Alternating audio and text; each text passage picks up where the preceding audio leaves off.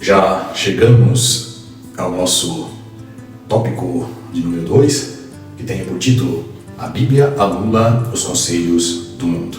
O ponto de número 1 nos diz as armas da nossa milícia. Paulo ele recebeu a revelação com relação às armas espirituais enquanto ele olhava para a armadura dos soldados romanos ao longo do seu ministério. E essa analogia, comparação, que Paulo faz em todas as suas epístolas quando ele trata das questões das armas e da armadura que o crente deve usar.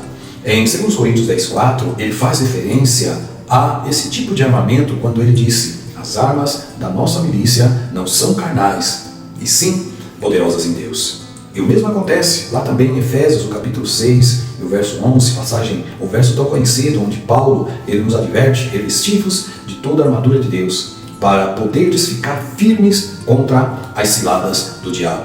Essa foi uma ilustração fácil de usar para o apóstolo Paulo, porque ele havia estado fisicamente preso a soldados nas muitas vezes em que esteve preso ao longo dos anos. Ele então escreve aos Coríntios dizendo que as armas da nossa milícia não são carnais, segundo Coríntios 10:4.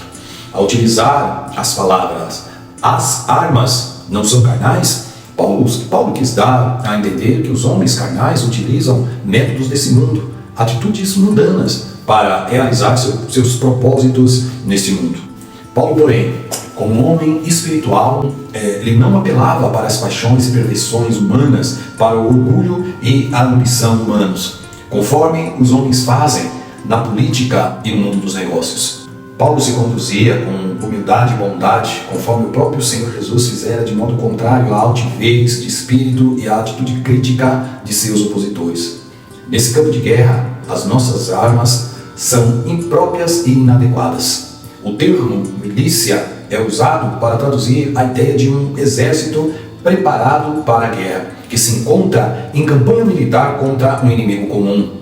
A expressão ela aponta para os soldados de Cristo que combatem contra o reino das trevas, conforme nós vemos em Efésios 6:11. Paulo esclarece que essa luta é de ordem espiritual, Efésios 6:12. Portanto, nessa batalha, o crente, o temente a Deus, não deve fazer uso das armas carnais, das armas desse mundo, porque as armas desse mundo são provavelmente as mesmas coisas que seus oponentes, ou que os nossos oponentes, eles sempre vão utilizar. Paulo não lançava a mão dos meios corrompidos do mundo ao procurar realizar os seus propósitos. Pelo contrário, ele munia-se, ele armava-se de armas poderosas por estarem firmadas no poder de Deus. Essas armas, elas são poderosas porque elas vêm daquele que é poderoso, o nosso Deus. Assim, nesse combate, o poderio de ataque não é carnal, mas espiritual. O apóstolo explica que as nossas armas são poderosas em Deus.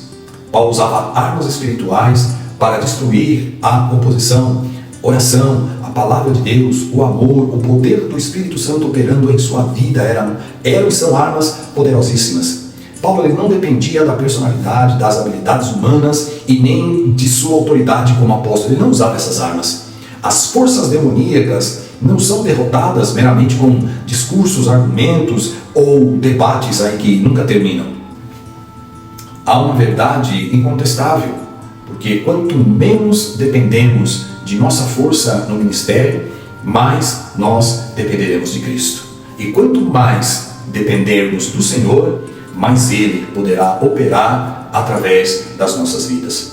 Considerando isso, o conselho bíblico é tomar toda a armadura de Deus. Não são partes da armadura. Não é o equipamento A nem o equipamento B. Mas ele diz em Efésios 6:10, tomai toda a armadura de Deus. A verdade, a justiça, o evangelho, a fé, a salvação, a espada do Espírito Santo e a oração perseverante. Conforme nós vemos lá em Efésios 6, do 13 ao 18.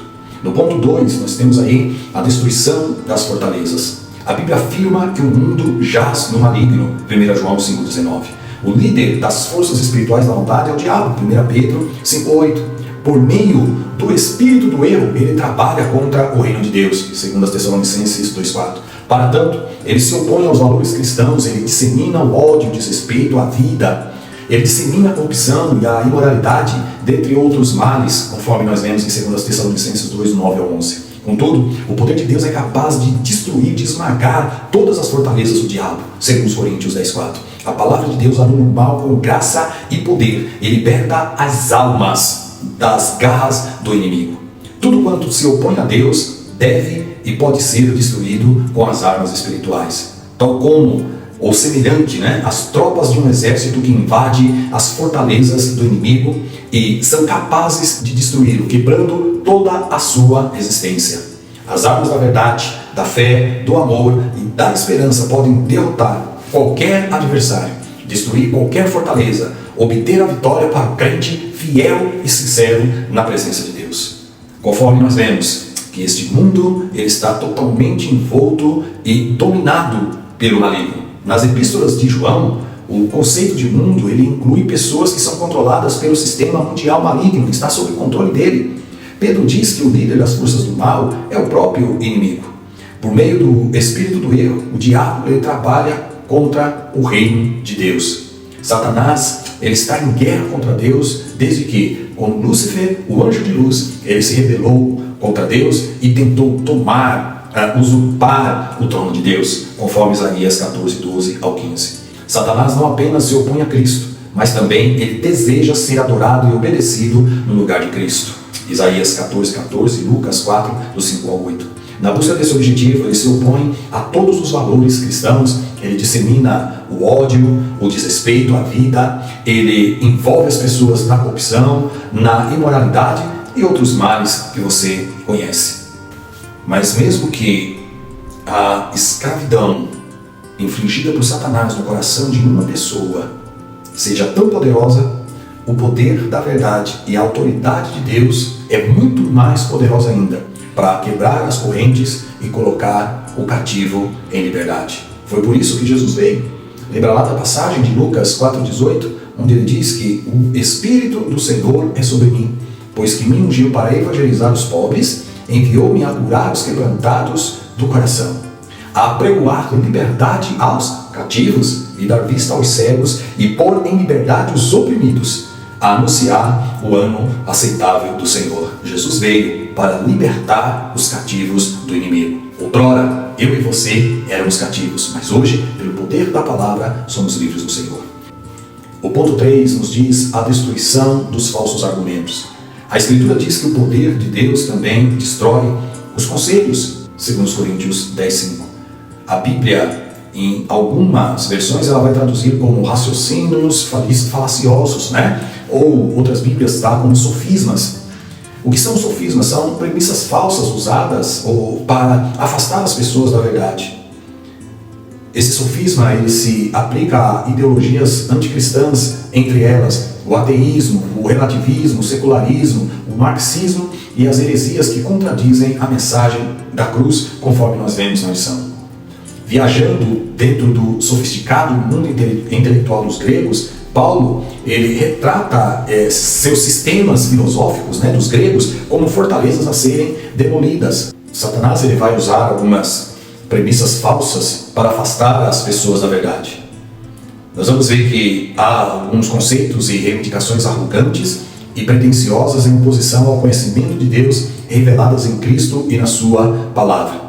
Por esses caminhos é que o diabo se empenha em manter os homens afastados da fé e da obediência ao Evangelho e assegura a posse dentro dos corações dos homens como sua casa e sua propriedade. Esses raciocínios humanos que se opõem à verdade da palavra de Deus manipulam a mente e o pensamento das pessoas e as impedem de crer e aceitar o Evangelho. Segundo Coríntios 4:4, nos diz que o Deus desse século cegou o entendimento dos incrédulos para que não lhes resplandeça a luz do Evangelho.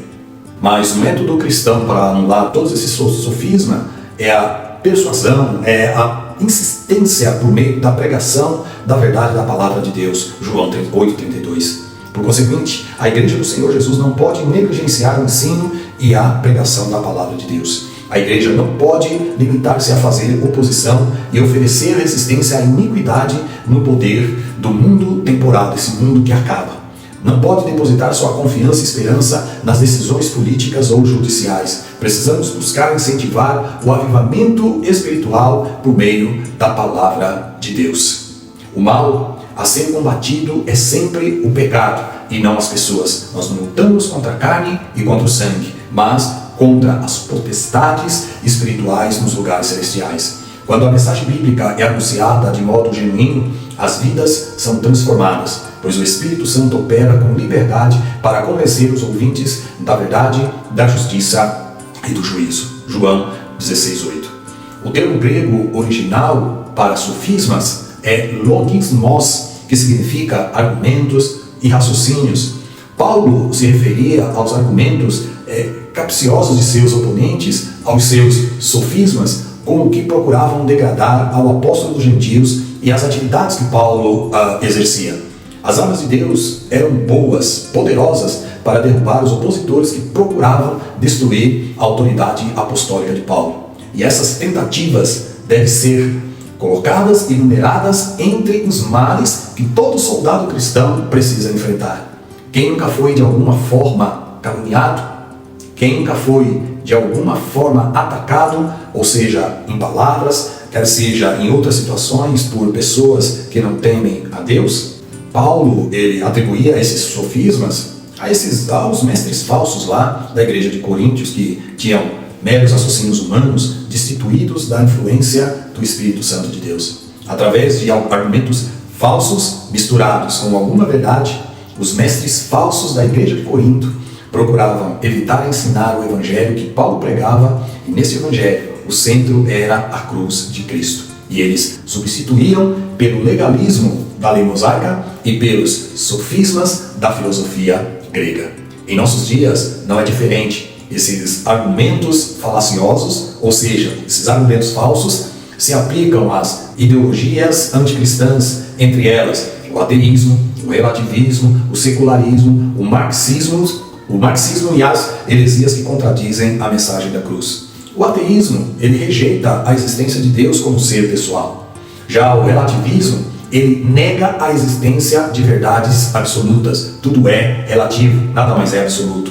Eles afirmam que a verdade não é algo fixo e, portanto, questiona todos os valores bíblicos. O secularismo não aceita a influência da fé na vida em sociedade e defende o Estado laico. Eles tentam utilizar esse laicismo contra as verdades do Evangelho. O marxismo cultural procura redefinir os conceitos mais sólidos da civilização ocidental por meio da desconstrução da cultura judaico-cristã, conforme Romanos 1:25. Por exemplo, querem desconstruir a ideia do casamento. Já as heresias negam ou alteram as doutrinas reveladas na palavra de Deus, segundo Pedro 2:1. O método cristão para anular esses sofismas é a persuasão, a pregação por meio da verdade de Deus. Repetimos, João 8:32, que o Senhor Jesus diz: e conhecereis a verdade, e a verdade, ela vos libertará. No ponto de número 4, nós temos aí a destruição de toda a altivez. O poder do Altíssimo, ele aniquila toda a altivez que se levanta contra o conhecimento de Deus, conforme nos diz Paulo, 2 Coríntios 10:5. O que é altivez? A altivez se refere a toda conduta que serve de oposição para a fé em Deus, conforme nos diz 2 Timóteo 3:8. Através da altivez do coração do homem, onde habita a rebeldia, onde habita o orgulho, a arrogância e as demais vaidades humanas, Satanás atua na mente das pessoas e as mantém afastadas de Deus. 2 Coríntios, capítulo 4, do verso 2 ao verso de número 4. Lucas registra que o mágico Elimas, ele resistia à mensagem do Evangelho porque queria apartar da fé o governador da ilha de Chipre, conforme nos narra Atos 13, versos 7 e 8.